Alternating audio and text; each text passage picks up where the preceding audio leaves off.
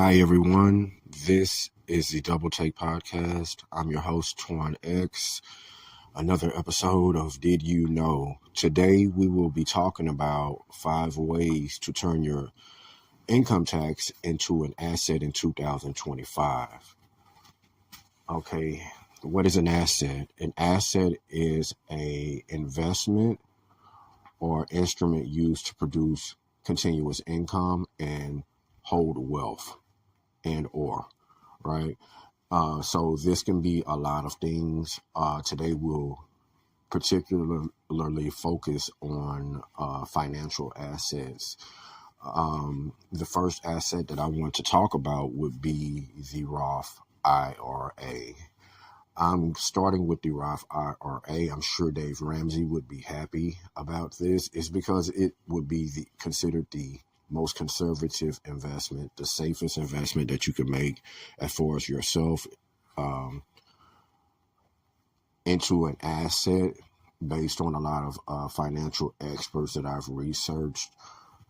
They have a max of around 6,500 to 7,000 per year. It changes each year depending on the rules and what policies are in place. You can contribute this max and basically just work a regular job or a career and just invest into this, and it will accumulate compound interest over time and make you money.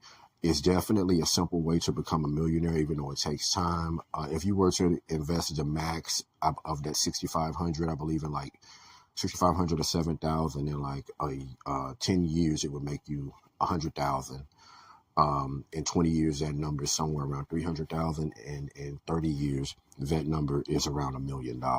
So the earlier that you can start investing into this asset is of major benefit to you and your offspring.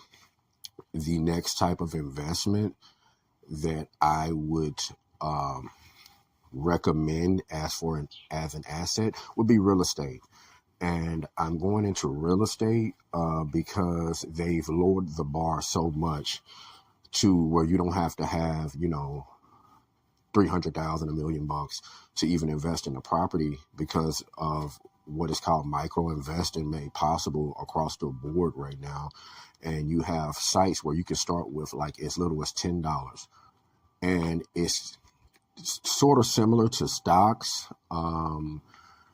Basically, you invest and you don't have, even if you don't invest to pay for the whole asset, you own part of the asset and you can actually generate dividends. I believe they're paid out usually quarterly, but it depends on what property that you invest in and what company that you go through. And a lot of these are considered crowdfunding sources, so it's kind of a peer-to-peer helping situation. The return on investment is great, and it's a great way to put your money to work and for it to hold value, as we know that real estate is a pretty stable environment. Now, and within the same real estate subject, I want to speak on what's REITs. What are REITs? REITs, REITs, REITs, Real Estate Investment Trust. This actually kind of is a blend between real estate and stocks, which will be my next investment. But REITs are basically a type of stock, and these what they are companies that hold real estate properties on the stock market. What's significant about these companies is that they because of laws put in place for misuse, that they have to pay out 90% of the profits that they make to their shareholders, which leads to pretty consistent dividends. They have some that actually even pay out dividends every month. So to be able to invest into something and to continuously get paid, that definitely classifies as an asset. So it would be definitely something for you to research. Jumping right into the next subject, which would be stocks, index funds, and ETFs. Now, in this category, I know a lot of people have a lot of apprehension because they have so much bad news. I will give you Warren Buffett exact advice. I would never invest into a company that I don't understand.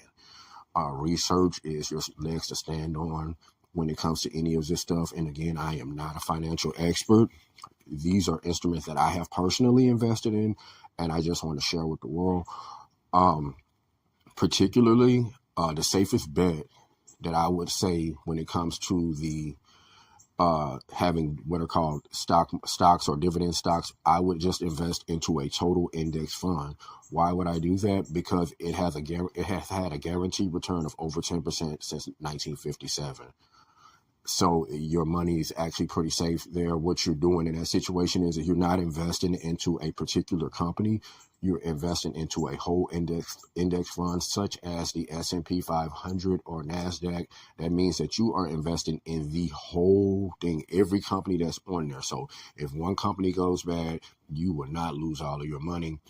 Another option that I particularly am invested in are ETFs, dividend ETFs, and this is kind of similar to a index fund, but it's not a complete one complete index. They usually have specific companies that they target based on the goal of the fund. It is a fund, and they usually hold more than one stock. Some 10 to 100 to 1,000. Just depends on the ETF. Me personally, I have been invested in SCHD. If you want to look that up, this is not financial advice again, but it is a pretty good ETF. Also, if you're looking for a particular index fund, you can start by looking into funds like the VOO. I particularly got that information from Wall Street Trapper. Okay. Next, on my list of investments would be, and I'm sure you guys have never heard of this, it would be crypto lending. Now, I'm not advising anyone that has not been interested in crypto to even indulge in this. This is something for people who already are collectors of crypto, because nobody understands the future of crypto. It looks definitely bright based on the numbers and the predictions. I am a believer in crypto, but I'm not a financial expert, and it is a gamble. I could lose everything that I invested in, and I want to make sure that everyone understands that.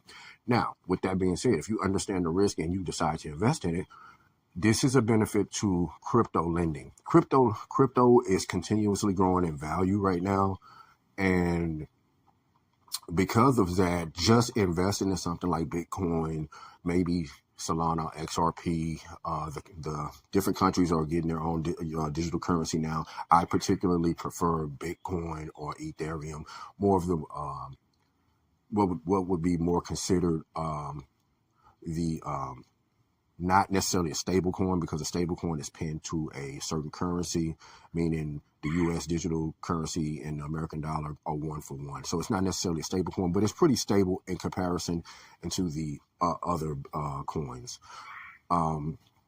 So if you're already getting interest just by holding, say, for instance, Bitcoin, what happens is that you have sites like BitGet, and you can Google others where you can actually go and lend the crypto that you're already holding for future purposes. You can lend it to other people, and they will also pay you interest on the crypto that you're lending out. So you're making interest just by holding the crypto, and then you're also making interest by loaning it out. And the sites usually put parameters in place to safeguard if you don't get paid your money back. But do your own research. Again, I'm not a financial expert. These are options and tools that I personally use myself, and it is all still a gamble. And last but not least would be my favorite investment would be a franchise. I prefer franchises if you have the capital to put into them, because they have already succeeded usually. If you're investing in a known franchise or a successful franchise, I would particularly maybe not invest in any franchise that is just a startup, because it hasn't proven itself. The point of investing into a franchise is that it's already proven itself. If you buy a McDonald's or a 7-Eleven, you're going to make money, right? It may depend on other factors on how much you make as far as a location, but they already have an established reputation, a way of doing business, and they're going to send you customers. So to me, that would be the way to research. Number one, if you do not want to do anything but just work a regular job and invest, try the other ways. I do them all personally. You should come out pretty good. You should come out pretty good. It's not for everyone to want to start their own business. If you are not interested in starting your own business, I would not invest in a franchise, but I am, because I'm looking to start another business in which I am not working inside of it, to make it a great asset for me, because I do not want to work forever. So all of these ways of investing that I've just told you guys about is a way for you to put your money to work, and you don't have to work. They will start to generate income, and they will become your assets, and you will have more money at the end of the year than before if you invest your income tax into these assets. I hope that this was enlightening. And if you have any questions specifically that you would like for me to answer, please feel free to message me in the comments or on my email page. And please don't forget to like the video. Thank you and have a great day.